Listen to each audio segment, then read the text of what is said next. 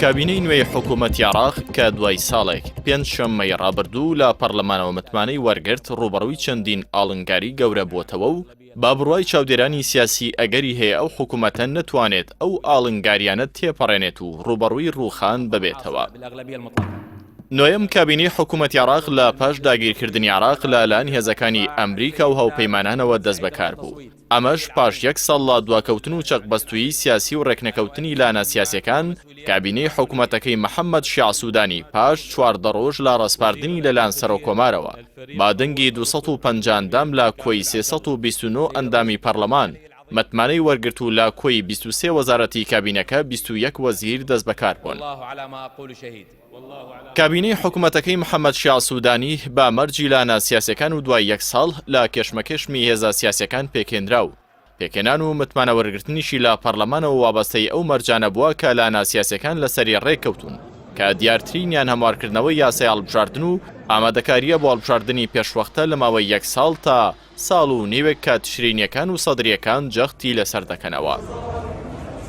بابڕوای چاودێرانی سیاسی ڕنگ بێت هەڵوێستی سەدرریەکان مای دڵڕاوکێ و نیگەرانی تەواو بێت لای محەممەد شیع سوودانی و کابینە وزاریەکەی بەتایبەت لە پرسی هەموارکردنەوەی یاسای هەڵبژاردن کە بەپێی ڕێکەوتنی لانە سیاسیەکان پێویستە لە ماوەی 3 مانگدا ئەم هەنگاوە تەواو بکرێت و دواتریش لە ماوەی ساڵ و نیوێکدا هەڵبژاردننی پێشوەختە ئەنجام بدرێت هەر لەسەرەوە مەرجەش و لەسەر بنەمای متمانە ڕێککەوتن لەسەر کابینەکەی سوودانی کراوە.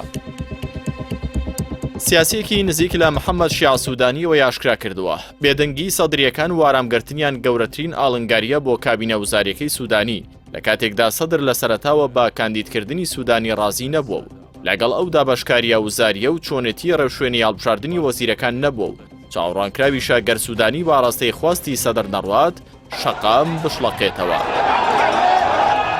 ئاڵنگاریەکە بۆ کابینەی نوێی حکوومەت و خودی محەممەد شیع سوودانی بە شێوەیەکە کە دەبێت هاوسەنگی لە نێوان لانەکانی حەشد و سەدرریەکان و خواستە سیاسیەکانیان ڕابگرێت لە کاتێکدا ئامادەگەی حەشدی شابی کە لە سەدان گروپی چەک بەدەست پێک دێن لە کابینە وزارەکەی سوودانیدا زیاتر لە ئامادەییان لە کابینەکانی پێشووی حەیدەر عەبادی و عادل عەبدولمادی و مستەفا کازمیدا و خواستیان بۆ هەڵبژاردننی پێشوەختە و یاسای هەڵبژاردن جیاوازە.